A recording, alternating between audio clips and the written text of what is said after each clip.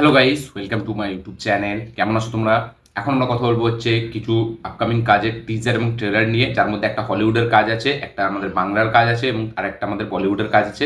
তার পাশাপাশি কথা বলবো হচ্ছে সিকান্দারের মানে ডে 4 বক্স অফিস কালেকশন নিয়ে কথা বলবো। চলো ভিডিওটা শুরু করা যাক। সবথেকে ফার্স্ট যদি কথা বলেছে সিকান্দারের বক্স অফিস কালেকশন নিয়ে, তো সিকান্দার ফিল্মটা টোটাল 4 দিনে ইন্ডিয়া থেকে নেট কালেকশন করেছে 84 কোটি টাকার কাছাকাছি। ইয়েস, 84 কোটি টাকার কাছাকাছি ইন্ডিয়া থেকে নেট কালেকশন করেছে। বুধবারে এর কালেকশন এসছে 10 কোটির কাছাকাছি। কালকে বৃহস্পতিবার ছিল, কালকে কালেকশনটা এখন আসেনি, বাট টোটাল 4 দিনে এই সিনেমাটি 84 কোটি টাকা ইন্ডিয়া থেকে নেট কালেকশন করেছে। এবং আমাদের ইন্ডিয়া থেকে গ্রস কালেকশন করেছে হচ্ছে আমাদের এই ইন্ডিয়া থেকে গ্রস কালেকশন করেছে 100 কোটি টাকা। ওভারসিজ থেকে এই ফিল্মটা 40 কোটি টাকা কালেকশন করেছে। ওয়ার্ল্ড ওয়াইড সব কিছু মিলিয়ে সিকান্দার সিনেমাটি নিজের 4 দিন মিলিয়ে বুধবার মিলিয়ে কালেকশন করেছে হচ্ছে 140 কোটি টাকার। ইয়েস, ইন্ডিয়া থেকে নেট কালেকশন 84 কোটি, ইন্ডিয়া থেকে গ্রস কালেকশন 100 কোটি এবং ওভারসিজ থেকে 40 কোটি টাকা।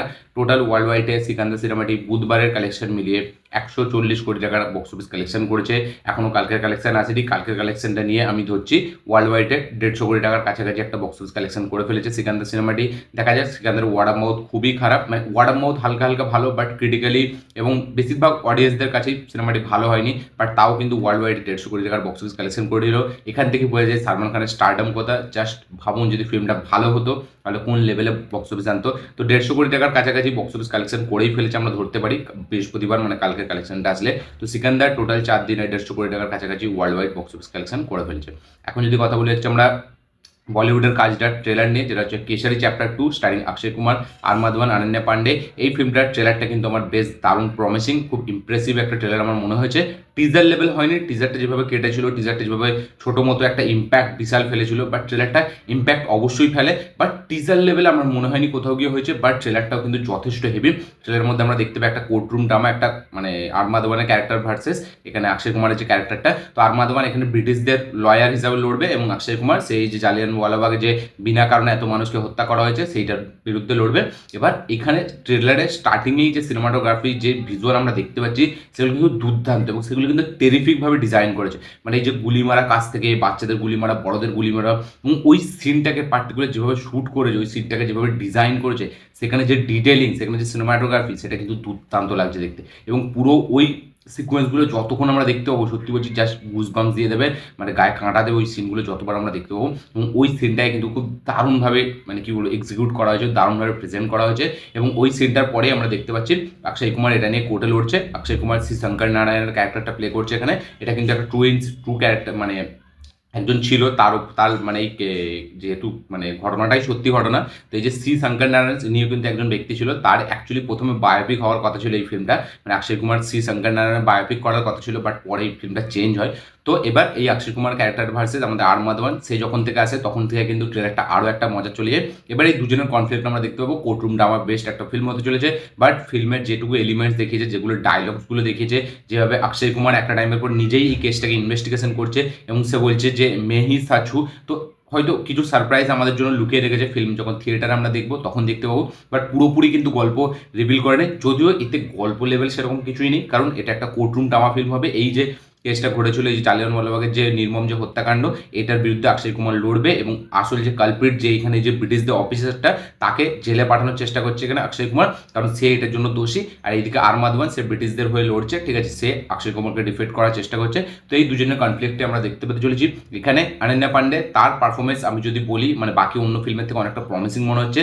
আরমাদওয়ান, তাকে নিয়ে কিছু বলার নেই, অক্ষয় কুমার, তাকে নিয়েও কিছু বলার নেই, বাট অনন্যা পান্ডেও কিন্তু এখানে দারুণ একটা রোল প্লে করতে চলেছে আমার মনে হয়। এবং তার মানে কি বলবো, অ্যাজ ওই যে সিডিআরএল যে ফিল্মটা ছিল বিক্রমাদিত্য মোটবানি, সেই ফিল্মটার পারফরমেন্স দেওয়ার পর আমার মনে হচ্ছে এই ফিল্মটাতে তার পারফরমেন্স সব থেকে বেশি হেভি হতে চলেছে। আমার ট্রেলারটা দারুণ প্রমিসিং লেগেছে। ট্রেলারটা লাস্টের দিকে হালকা হিউমারও রাখা হয়েছে। সব কিছু মিলে ট্রেলারটা বেশ একটা এঙ্গেজিং ট্রেলার, একটা এক্সাইটমেন্ট বাড়িয়ে দেয়। বাট ট্রেলারটা টিজারে যে ইম্প্যাক্টটা ফেলতে পেরেছিল, ট্রেলারটা সেই লেভেলে ইম্প্যাক্টটা ফেলতে পারে না, বাট ফিল্মটা দেখার জন্য এক্সাইটমেন্ট সেটা অবশ্যই বাড়িয়ে দেয়। তো আমার ট্রেলার দারুণ লেগেছে, প্রমিসিং লেগেছে। আপনাদের কি মনে হয়েছে ট্রেলারটি দেখে অবশ্যই কমেন্টে লিখে জানাবেন। কারা কারা আছেন যারা ট্রেলারটি এখনো দেখেননি, অবশ্যই গিয়ে চেক আউট করুন, দেখে অবশ্যই কমেন্ট করবেন আপনাদের কি বক্তব্য, কি মতামত, কি রিয়াকশন। ফিল্মটা আসছে এপ্রিল মাসের 18 তারিখে, মানে আর কিছুদিন পরে। এখন যদি কথা বলি হচ্ছে আমরা বাংলার আপকামিং সিনেমা, যেটার নাম হচ্ছে আমার বস, ডিরেক্টেড বাই আমাদের শিবপ্রসাদ মুখোপাধ্যায় এবং নন্দিতা রায়। এবং এখানে শিবপ্রসাদ মুখার্জি সে নিজেও অ্যাক্টিংও করেছে। এখানে রাখি গুলজার 22 বছর পর সে অ্যাক্টিংয়ে ফিরছে। তো এই আমাদের অ্যাক্টিংয়ে ফিরছে বলছি, মানে হ্যাঁ, আমাদের বাংলা ইন্ডাস্ট্রিতে আসছে। আমি জানি না মানে 22 বছর অ্যাক্টিং করেনি নাকি 22 বছর পর আমাদের বাংলা সিনেমায় আসছে সেটা আমি জানি না।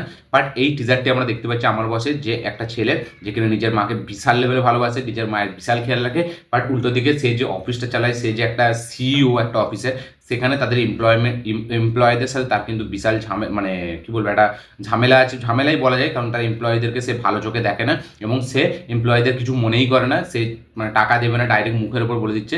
তো একটা টাইমের পর রাখি গুলজার যে কিনা তার মা, সে নিজেই তার অফিসের এমপ্লয় হচ্ছে এবং এমপ্লয় হয়ে এই জিনিসটার ব্যাপারে লড়বে।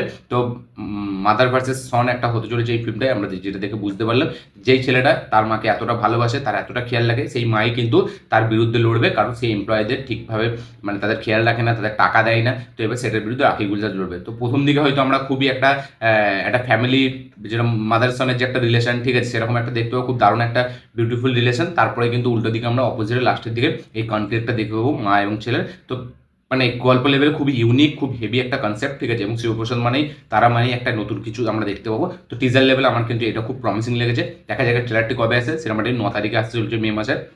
আমি দেখার জন্য বেশ এক্সাইটেড। সিনেমার মধ্যে যে মানে গল্পটা, স্টোরি লাইনটা, সেটা আমাকে দারুণভাবে মানে কি বলবো অ্যাট্রাক্ট করেছে, একটা ইউনিক গল্প, ঠিক আছে, যেভাবে প্রেজেন্ট করেছে বেশ দারুণ। তো আমি বেশ এক্সাইটেড। আপনারা কত এক্সাইটেড অবশ্যই কমেন্টে লিখে জানাবেন। কারা কারা আছেন যারা আমার বয়সের ট্রেলার এখনো দেখেননি, টিজার যারা এখনো দেখেননি অবশ্যই গিয়ে দেখুন, যারা দেখে নিয়েছেন অবশ্যই কমেন্টে লিখে জানাবেন আপনাদের কি বক্তব্য, কি মতামত, কি রিয়াকশন।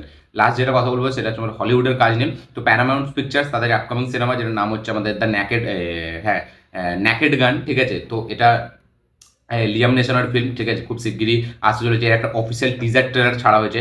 টিজারটি আমি আপনাদেরকে হাইলি রেকমেন্ড করবো, অবশ্যই গিয়ে চেক আউট করুন। টিজারটা দারুণ মানে হেভি একটা জিনিস আপনাদের সামনে রাখবে, ঠিক আছে। তার টিজারটা আমরা দেখতে পাচ্ছি যে একটা ব্যাংক ডাকাতি হচ্ছে, সেই ব্যাংক ডাকাতিটাকে পুলিশ চারদিক দিয়ে ঘিরে নিয়েছে ব্যাংকটাকে, এবং একটা বাচ্চা মেয়ে সে ঢুকছে ব্যাংকটায়, ঠিক আছে। বাট সেই বাচ্চা মেয়েটা অ্যাকচুয়ালিতে কে, সে কীভাবে মানে যাচ্ছে ওইখানে এবং সেখানে গিয়ে কী করছে সেটা জাস্ট আপনারা টিজার লেভেলে দেখুন।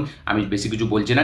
টিজারটা মানে হেভিভাবে ডিজাইন করেছে এবং সেখানে লিয়াম নেসনের পারফরমেন্স দুর্দান্ত লাগছে। দারুণ একটা অ্যাকশন কমেডি ফিল্ম আমি এটাকে বলতে চাই, এবং দেখে সত্যি বলছি খুব মজা লাগলো ফিল্মটা দেখার জন্য। বেশ এক্সাইটেড ন্যাকেড গান লিয়াম নেশনের, এবং লিয়াম নেশন এরকম একটা চরিত্রে, এটা দেখেই বেশ মজা লাগছে।